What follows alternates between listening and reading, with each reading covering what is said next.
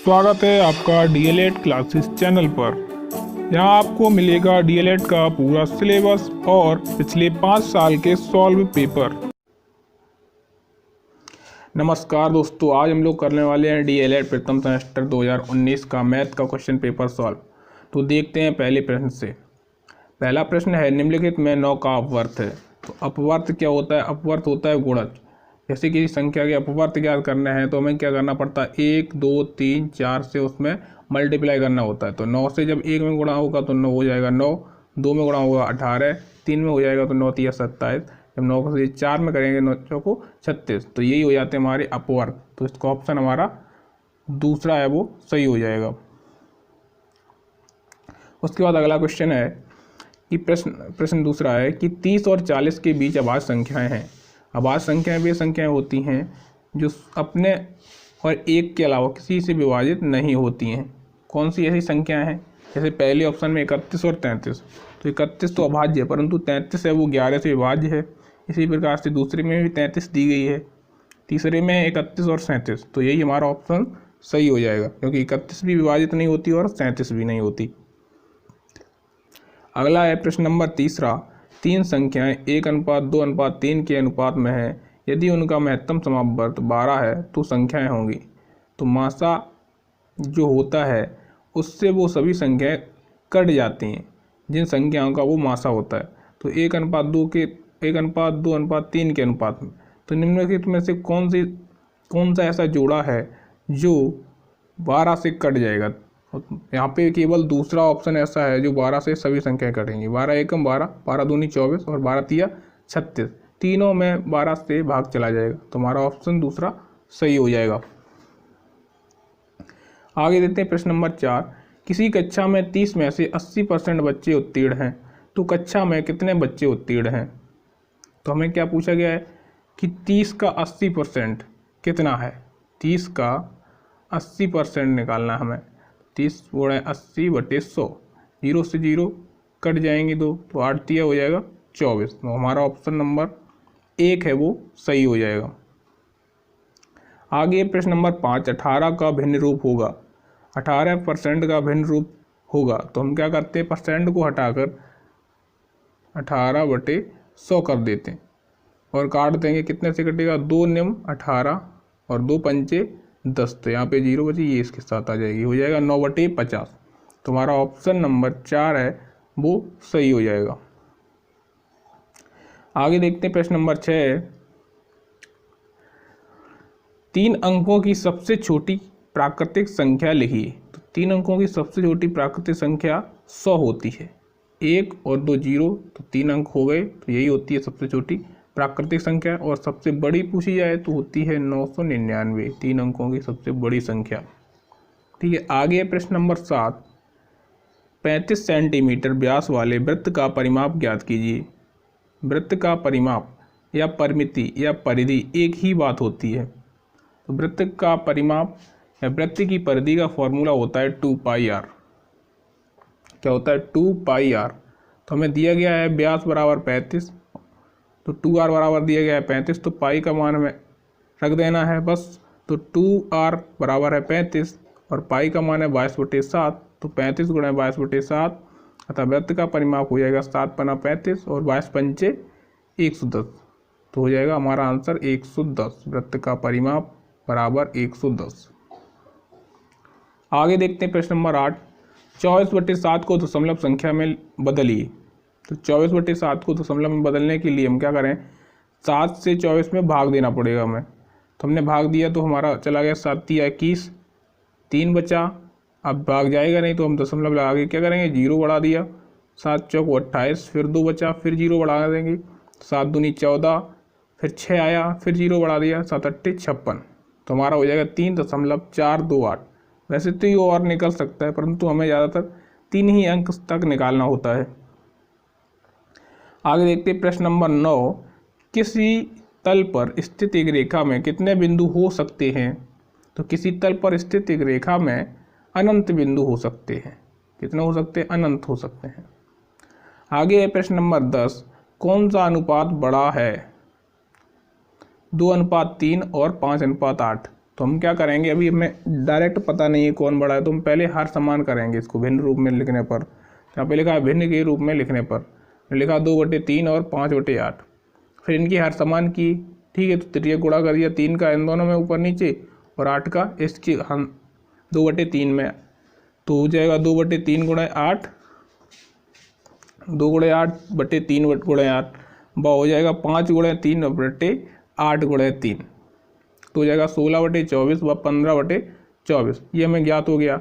अब यहाँ पे हर समान हो गए, अब जौन सा अंश बड़ा है उसी का अनुपात बड़ा होगा, अतः भिन्न 16/24 बड़ी है, अतः स्पष्ट है कि अनुपात 2:3 बड़ा होगा।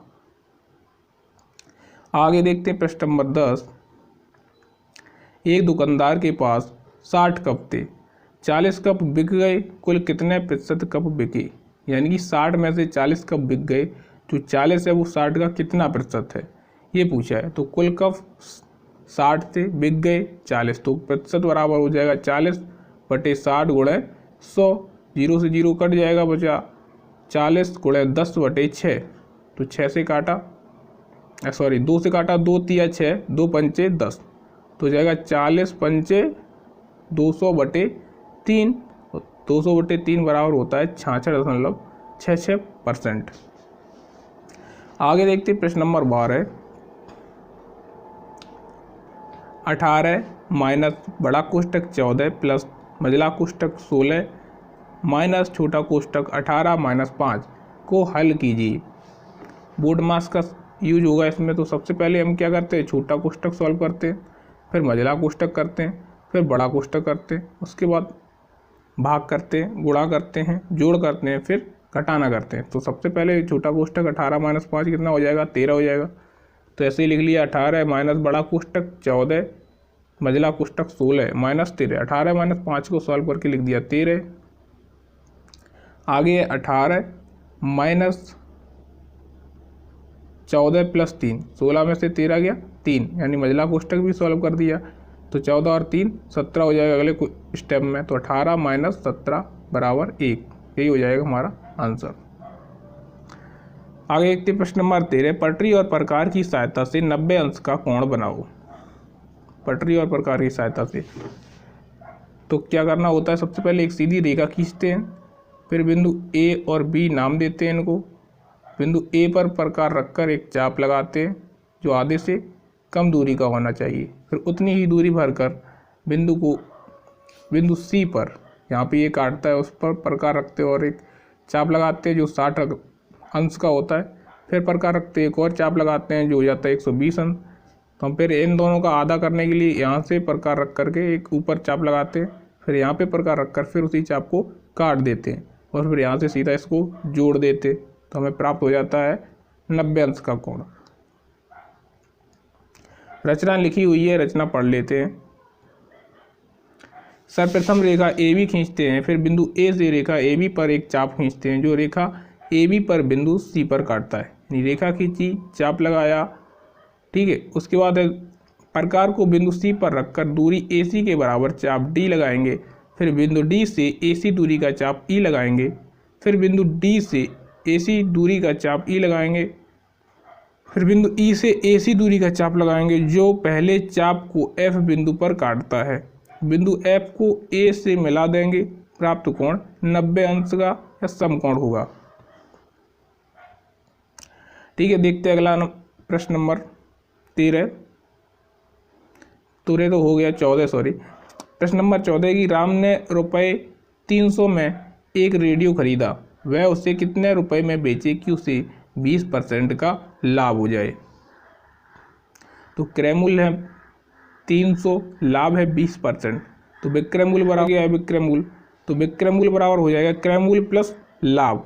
तो क्रय मूल्य हमारा 300 है, लाभ हम क्या करेंगे 300 का 20% निकालेंगे, लाभ इतना ही तो लाभ हुआ है, तो इसके लिए क्या करेंगे 300 प्लस 300 का 20% हो जाएगा 60, तो आंसर हो जाएगा हमारा 360। विक्रय मूल्य बराबर 360 होगा। आगे है प्रश्न नंबर 15। वह बड़ी से बड़ी संख्या बताइए जिससे 49, 59, 109 को भाग देने पर शेषफल क्रमशः 1, 3 और 5 रहे। शेषफल 1, 3 और 5 रहे। तो पहली संख्या बराबर 49, दूसरी संख्या बराबर 59 और तीसरी संख्या बराबर 109। तो शेषफल 1, 3, 5 दिए गए हैं। तो हम क्या करेंगे, इन संख्याओं में से शेषफल को घटा देंगे। तो शेषफल को संख्याओं से घटाने पर संख्याएं क्रमशः 49 में से 1 गया 48, 59 में से 3 गया 56 और 109 में से 5 घटाया 104। तो अब हम इनका क्या करेंगे, मासा ज्ञात करेंगे। 48, 56 और 104 जो संख्याएं आई हैं घटाने पे उनका मासा ज्ञात करेंगे। तो गुणनखंड करने पर 48 का हो जाएगा 2 दूनी 4 दूनी 8 दूनी 16 तिया 48। 48 का हो गया। इसी प्रकार से 56 का निकाल लेंगे, 2 दूनी 4 दूनी 8 सत्ते 56। 104 का निकाल लेंगे, 2 दूनी 4 दूनी 8 8 गुणा 13 104। तो हमारी 2 2 और 2 तीन जोड़े हैं वो कॉमन है। तो 2 दूनी 4 दूनी 8, अतः वह बड़ी से बड़ी संख्या 8 होगी, क्योंकि मासा क्या हो गया, 8 हो गया हमारा। आगे प्रश्न नंबर 16, 5a² + 4a - 2 का मान ज्ञात कीजिए यदि a बराबर -2 हो। समीकरण है 5a² + 4a - 2 में a बराबर -2 रखने पर, क्योंकि a का मान दिया गया तो वही हम समीकरण में रख देंगे। तो हो जाएगा 5 कोष्टक में -2 का होल स्क्वायर प्लस 4 कोष्टक में -2 और -2। तो -2 का होल स्क्वायर हो जाएगा 4 और माइनस माइनस होता है प्लस, तो हो जाएगा 5 गुणा 4 प्लस 4 गुणा -2 -2। तो हो जाएगा 5 चौको 20, 4 और 2 का गुणा हो जाएगा -8 और -2। तो 20 -8 -2, 20 में से 10 जाएगा, क्योंकि -8 और -2 जुड़ जाएंगे तो हो जाएगा आंसर हमारा 10। आगे प्रश्न नंबर 17, नीचे दिए गए चित्र को देखकर निम्नलिखित प्रश्नों के उत्तर दीजिए। नंबर 1 है 3 त्रिज्याओं के नाम लिखिए। नंबर 2 3 जीवाओं के नाम लिखिए। नंबर 3 है वृत्त के व्यास का नाम लिखिए और नंबर 4 है वृत्त का केंद्र बताइए। तो 4 प्रश्न पूछे गए हैं। पहला है कि 3 त्रिज्याओं के नाम लिखिए। तो वृत्त के केंद्र से परिधि को मिलाने वाली सभी रेखाएं क्या कहलाती हैं, त्रिज्याएं कहलाती हैं। तो भाई त्रिज्या कहाँ से कहाँ तक जा रही हैं, एक ओ से ए तक है, ओ से बी तक है और ओ से सी तक। तो यही तीनों हो जाएंगी त्रिज्याएं, ठीक है, ओ ए ओ बी ओ सी। उसके बाद 3 जीवाओं के नाम लिखिए। तो 3 जीवाएं कौन सी हैं, परिधि के किन्हीं 2 बिंदुओं को मिलाने वाली संख्याएं क्या कहलाती हैं, जीवा कहलाती हैं। जैसे कि सी बी है, ये भी एक जीवा है, बी ए ये भी एक जीवा और ए सी ये भी एक जीवा है। सबसे बड़ी जीवा होती है वो हमारा व्यास होती है, ठीक है। अगला प्रश्न है कि वृत्त के व्यास का नाम लिखिए। तो वृत्त का व्यास हमारा क्या हो जाएगा, ए ओ सी। वह जीवा जो केंद्र से होकर जाती है हमारा व्यास कहलाती है। तो ए ओ सी हमारा व्यास हो जाएगा। प्रश्न नंबर 4 है वृत्त का केंद्र बताइए। तो वृत्त का केंद्र है ओ। क्या है, वृत्त का केंद्र ओ है। आगे देखते प्रश्न नंबर 18, सलमा अपनी बहन रेशमा से 10 वर्ष बड़ी है। 4 वर्ष पहले सलमा की आयु रेशमा की आयु की 2 गुनी थी। सलमा और रेशमा की वर्तमान आयु ज्ञात कीजिए। इसमें बताया है कि माना कि रेशमा की वर्तमान आयु x, मान लिया वर्तमान आयु उनकी कितनी है, रेशमा की x है। तो सलमा की वर्तमान आयु x + 10 होगी, क्योंकि वह 10 वर्ष बड़ी है तो उसकी आयु हो जाएगी x + 10 वर्ष। तो प्रश्नानुसार 4 वर्ष पहले रेशमा की आयु जो वर्तमान आयु होगी उससे कम होगी, तो x - 4। 4 वर्ष पहले सलमा की आयु तो उसकी भी 4 वर्ष कम होगी, तो उसकी आज है x + 10, तो उसमें से भी -4 हो जाएगा, तो उसका आ जाएगा x + 6 हो जाएगा। दिया है क्या, दिया है कि x + 6 है वो x - 4 का 2 गुना है। x + 6 यानी कि सलमा की आयु है वो रेशमा की आयु की 2 गुनी है। अब ये 2 गुनी है तो हमें इसमें भी गुणा करना पड़ेगा, तब ये बराबर होगी। इसमें भी गुणा कर दिया तो हो गया ये बराबर। इसको सॉल्व कर लिया, x + 6 बराबर 2x - 8, 2 का गुणा हुआ 2x, फिर 4 में हुआ तो 8 हो गया।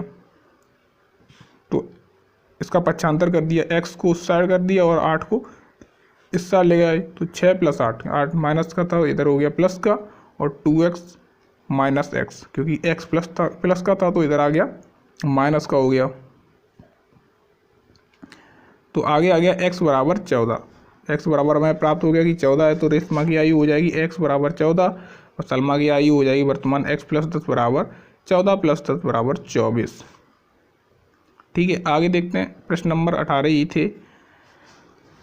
मैंने पिछले 5 साल के क्वेश्चन पेपर सॉल्व करवा दिए हैं, काफ़ी पेपर हो गए हैं, कुछ रह गए हैं। ठीक है, तो आप चैनल पर जाकर चेक कर सकते हैं। Thank you very much.